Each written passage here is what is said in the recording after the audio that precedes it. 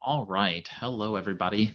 Welcome to Web and Beyond Live. I'm Ray Sidney Smith, and I am president of W3 Consulting. I'm also managing director of W3C Web Services, which is our web and WordPress hosting platform. We do domain registration and other web-related services for small business. And so what I wanted to do with Web and Beyond Live is to come to you weekly and have a conversation about something that's topical, things that are timely. It allows you to be able to ask questions and kind of engage in a conversation that's a little bit more real time and timely than is the average kind of video or webinar production that we typically do. So with that, I wanted to talk today about a few different things that I thought would be more useful to everybody. And those are talking a little bit about security, a little bit about the coronavirus, and some stuff that's going on at Walmart, where they're turning into a competitor to the Amazon fulfillment by Amazon program. And so let's just get into the conversation regarding the first piece, which is really simple and easy, which is talking about the connection between digital marketing and your overall productivity in cybersecurity. I know this is a constant kind of battle between doing what's best for your marketing outcomes, your sales and marketing outcomes, and making sure that you are staying cyber resilient. And the coronavirus is a great example of the circumstance where preparedness, not panic, preparedness, not panic, is the appropriate response. Just generally, it should be part of your working order. It should be part of your operations to be doing some level of preparedness. And thankfully, we'll get to this topic. We've got some really good resources, but the first thing I wanted to talk about is that if you use Firefox, we have now a new defaulted feature within Firefox, which is called DOH. And if you do not have it already enabled, then I suggest that you do enable it. So I just wanted to show you very quickly, because this is just like one of those very simple things, but it actually provides another layer of protection for your your employees, your business generally. And I just think it's just so important to think digital marketing and cybersecurity are like, they're sisters. They need to be, they're very, very tightly bound together. And so hopefully you can see my Firefox screen right now, and I'm in the options section. It's going to say preferences if you're on the Mac, but on the Windows machine, just go into the top of your screen. Like right here, you can see that I just went into the top of the screen and typed in DOH. You'll then click on settings. And under settings, you're going to have this bottom option that says enable DNS over HTTPS. And you have the option of Cloudflare by default or choosing another custom provider. Cloudflare is going to be perfectly fine for you. Just check that box, click OK if it's not already enabled. And now, in essence, you are doing a couple of really wonderful things. One is you are increasing your security for your clients. So that's number one. So the data you're transiting about your clients is now being more tightly bound to encryption, which is always a good thing. Two is you are, not that you necessarily have to worry about this, but your ISP, your internet service provider, is in essence collecting data about you and your business, but also about your clients. And you are now putting a layer of encryption between you and them. So they can't see what you are doing inside of your browser, inside of Firefox in this particular instance. And third is that you're capable of protecting your employees from data leakage as well, because the reality is that you can say to them, maybe we use Google Chrome as our primary browser for regular browsing throughout the day. Use Firefox as your for any personal browsing purposes, so that it segments the two of them from each other. I actually do that myself, and I have my business stuff is done in Google Chrome primarily, and then my personal stuff is done in Firefox, and it gives me that segmentation. So if I'm doing a personal search or anything like that, I'm going to do that in Firefox, and I've got that extra layer of security in the Firefox space, and then I'm using Google Chrome logged into my G Suite account, and that's going to provide me that layer of security within G Suite, within Google Chrome. So I have a little bit of more protection there as well. I use a VPN, so that's kind of two layers of protection there, right? The VPN and the DNS over HTTPS encryption. But I like having that further guard against other people prying eyes on your business data, which ultimately is your client your personal and your employees' data. So if you have any, kind of inkling to up your security this year or ever, turn on that feature.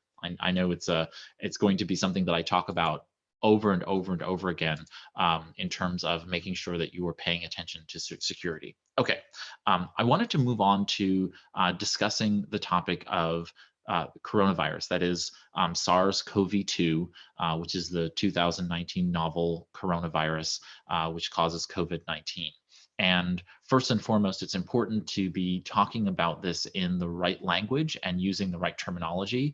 For example, the WHO and the other health organizations have termed it SARS-CoV-2, so that's the name we should be calling it. And we should be preparing ourselves for what is happening out there. Certainly, the stock market has been impacted already out of fear of what it's going to cause in terms of supply chain disruption and missed quarterly earnings and those kinds of things. On a small business level, though, it really comes down to impacting local communities, and your small business has the ability to do some really good stuff when it comes to preparing for this, which could also be good for business.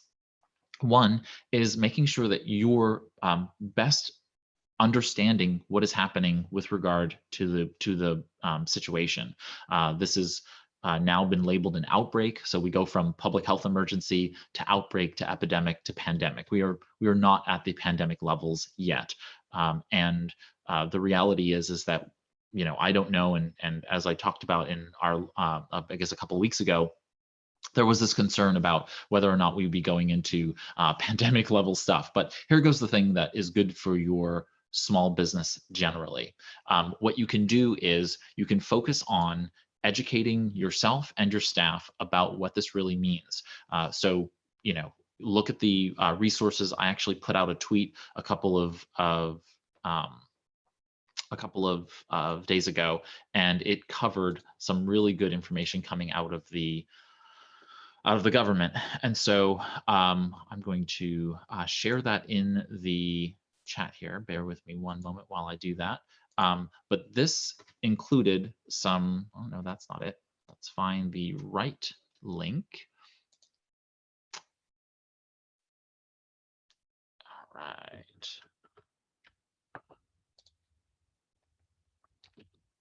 So that's actually a tweet thread, and so it will include a tweet and then another tweet below it. But the first tweet has two different links from the CDC. So I highly recommend that you go ahead and check that out, and just make sure that you are preparing yourself and your staff. There's a checklist in there that goes over what you should be doing to prepare for, a potential pandemic. But just like flu response or otherwise, the coronavirus is not the flu. While the symptoms and other kinds of things about it are similar, it's not the same thing. And we need to be prepared for what and how we do it. But simple things like making sure that if your staff gets ill, they stay at home and shelter and get healthy in isolation, and or seek medical care if they need to. But bringing it to the office and making everyone sick, or bringing it to your retail space and making everybody in the community sick, is probably not their aim. So give them the appropriate time off to be able to get better, and not to infect others. Making sure that you're also having a conversation about racism and prejudice. There's been a lot of discussion out there about going to Chinese food restaurants, for example, with this misnomer that somehow Chinese restaurants are somehow a vector. Those are things that are and need to be competed against, because we are one country, one community, built on many communities, and we need to be able to be stronger together in that sense. So having that discussion with employees, especially since you might have someone of Chinese American descent or of Chinese descent come into your store or into your office or come into contact with your business and be put off by potentially someone responding or reacting inappropriately to the virus fear that's kind of been propagated around there. And make sure that you are communicating with your customers. I said this in the first time we talked about this, but the real importance is that you are consistently communicating with your customers the information that they need so that they can continue to keep interacting with the business. In line with that, I wanted to talk about some of the current ways in which, if this does create more of an impact, how we can continue to operate our businesses. And I just have one answer, which is which is Zoom. You can see that that's the technology I'm using right now to be able to broadcast live through the YouTube Live platform. And the reason why I do use it, even though it puts that silly, I don't know which corner it is, but whatever corner it is putting that silly little Zoom logo in there. Even though I'm paying for the service, it still puts that Zoom logo in there.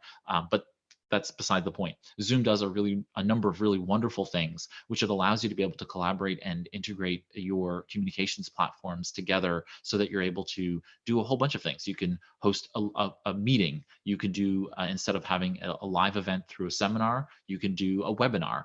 You can have group meetings. You can have one-to-one meetings with clients. And you can share screens. That's what just allowed me to share my screen Firefox with you on screen through the YouTube Live platform. You can do all kinds of things. You can share video, you can share files, you can share audio, and you have a whiteboard, for example. So I can go ahead and I can whiteboard in this environment. So I can click this little button and I can say, oh, I want to do a whiteboard. And now what you're seeing is a whiteboard, and I can draw on the whiteboard. I can I can write and see my penmanship in this environment. You can clear the whiteboard and all kinds of other fun things. But it gives you the opportunity to be able to interact and engage with your staff without bringing people together. And that could include meeting with clients. So say that you have a small insurance business or insurance business generally, say that you have some other service-based business. Instead of meeting clients in person, which could continue to communicate, it's a community spread, you can then meet with them via video, just like this, and that will eliminate the in-person meeting while still being personable and allowing face-to-face interactions and all of the functions you need to be able to. You can share your screen with documents, all kinds of fun things. So that's one way in which you can kind of level up the business. Your staff can potentially move to a remote working environment while this whole process makes its way through until we have it under control. And so I would suggest doing that. So thinking about, that is in the preparedness plan, thinking about if we do need to go to a remote environment, how do we continue business continuity, that is have business continuity in line with all of these things that are going on out there. This is also a great new marketing piece, because you can say to clients, yeah, we could meet you in person, but you don't have to. Say that you're on vacation and you still need to meet with us. We now have the capabilities for you to meet with us remotely, face to face, and have all of the same interaction and engagement and needed collaboration tools just in a virtual environment. And so Zoom is a free download for the client. You would potentially need to pay if you wanted to have group meetings or you wanted to be able to do other kinds of sophisticated things. But generally, just one-to-one meetings are free to use the software.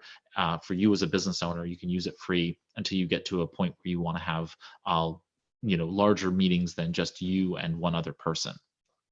There are many other tools that are out there. So there's Skype, which is being, Skype for Business is being bundled into Microsoft Teams, but there is GoToMeeting, there is Google Hangouts and Google Meet, which is the Hangouts tool within G Suite, Join.me, Uber Conference, which is a really great tool. Most people don't realize this, but Uber Conference actually does have video face-to-face conferencing features built into it. So you have a lot of different tools that are out there for you to be able to have this kind of one-to-one meeting environment. And I think that unfortunately, the SARS-CoV-2 outbreak as it is causing us to kind of start utilizing those functions more and more in our businesses. So if you are at that stage, or if we get to that stage, there are some tools out there that will allow you to be able to do that kind of collaboration. Okay, moving right along, I wanted to talk about Walmart next. And so Walmart has recently put their hat in the ring for allowing and fulfilling orders for third-party vendors. And I think this is going to be really powerful for small businesses. And so just wanted to put this on folks' radar. So the point is that Walmart is testing a platform called the Walmart Fulfillment Services. And in essence, what it will allow you to do is you take your inventory and you ship it to or have it drop shipped to Walmart, to one of their locations, and then in essence, you as a third party can sell your inventory through Walmart's marketplace, and in essence, they then handle the rest. They handle payment, shipping and delivery, returns, all of that stuff is being handled in their own warehouse processing centers, and they become, in essence, an e-commerce backbone. I'm really curious. I don't have the details yet in terms of how much they're going to charge comparative to Amazon's Fulfillment by Amazon program, but this is definitely Walmart's next step in challenging Amazon in the e-commerce space as a marketplace. So uh, the idea here is that you can potentially speed up deliveries to customers, because if you have your products in Amazon FBA and in Walmart, and I'm a consumer who typically shops through Walmart, then I'm going to be able to get either 2-day or next day shipping through Walmart and not miss a beat in terms of making a purchase from you, as opposed to having to go to a platform that I don't usually use. Say I'm not usually an Amazon purchaser, then I would have to switch gears and potentially not decide to purchase from you because I'm just not used to Amazon. Maybe I have something against Amazon. It doesn't really matter. The point is that it's giving more variety and more options in that space, and it's giving small businesses a greater reach. Really, this all depends upon how Walmart decides to charge third-party vendors. It depends on how good the service actually ends up being and how many e-commerce buyers are Walmart.com shoppers, because it will require people to go to Walmart.com, to the marketplace, and be buying in that environment. And I just don't know the numbers there. I'm really curious to find that out. But I just wanted to put it on everybody's radar so that you're aware that Walmart is and has this service. Many times businesses come to the SBDC and their number one question is, how do I get online quickly and sell to a large base of people? How do I get my inventory to market? And Amazon Fulfillment by Amazon, if you don't have a warehouse, if you can't hold inventory in your living room or in a garage, you're going to need to put it someplace. And Amazon FBA, as well as this now Walmart Fulfillment Services, is another option. There are other smaller options for handling delivery and fulfillment and so on and so forth. So I'm not saying that Walmart and Amazon are the only choices. They just happen to be huge behemoths in the market. So they are obviously really good options. But just, so that there are other options out there in terms of that. Okay. I think I've covered everything that I wanted to cover in today's Web and Beyond Live. So hopefully this was interesting to you. If you're watching the replay of this, please feel free to ask questions, leave a comment, or you can tweet at me at W3 Consulting, W3 Consulting on Twitter, on Instagram, or otherwise, and let us know how we're doing. Let us know if there's something that you wanted to talk about. You can join us here every week, typically at 10 a.m. Eastern time, so on Mondays, unless we otherwise note on our social channels, that'll be another time. So thanks so much for spending this Web and Beyond Live with me. I'm Ray Sidney Smith on behalf of W3 Consulting and our subsidiary, W3C Web Services. Have a great week ahead, marketing your small business on the Web and Beyond. Take care, everybody.